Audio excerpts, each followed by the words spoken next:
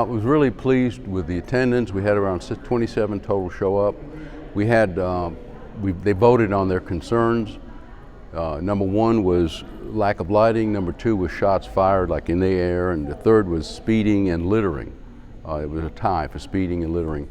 And as I mentioned, for every community watch meeting where we have a kickoff, we're going to come back in around 60 days and deliver and tell the community watch citizens of Lake Road South exactly what we've done in the 60 days to kind of work on these concerns. Now, this is Lake Road South, just kicked off today. This is our second community watch. We're going to have around 15 within a couple of years. We intend to do the entire city with a community watch zone or boundary. This boundary is going to be Lake Road South is Boss Street on the north, Cedar Street on the south. Now when I say Boss, it's going to be the south side of Boss, if you live on the south side of Boss. And on Cedar, it's going to be the north side of Cedar, on the north side. That's the southern boundary. And then if you're living into the east, it's going to be Bayou Road, and the west is going to be the interstate. Now when I say Boss, it goes all the way. Boss goes and changes streets along the way. I think McKinney Extension is the end of Boss. But that rectangular zone is where we call Lake Road South. We've had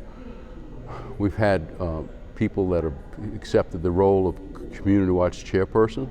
We've had another person that has accepted the role as a block captain. Block captains work for the chairperson, and the chairperson reports actually to the community policing officer, which in this case is Michael Turner. Michael's been with the city around 5 years. He really wanted to do this kind of work. He's really dedicated and committed to do community policing. And like I mentioned in the lecture, in the presentation, community-oriented policing is preventive policing. It's preventing the crimes from happening in the first place by solving problems, going to the root cause of the concern and making sure it doesn't exist. So the community policing officers we have now, Michael Turner, he's been trained. He's received actual training on how to be a community policing officer. He got a certificate from a college in Virginia that makes him qualified to be conducting community-oriented policing. There is training involved. And as I mentioned, it seems like Texas City is interested in implementing it, and I'm going to help them train their officers, and I'm looking forward to that. I'm really honored that they've asked me to do that. So we're going to come back in about 60 days. We're going to deliver on these 3 concerns and tell our citizens here exactly what we're doing to help them feel safe, to reduce crime and reduce citizens' fear of crime. So with that, once again, I'm very pleased with the turnout.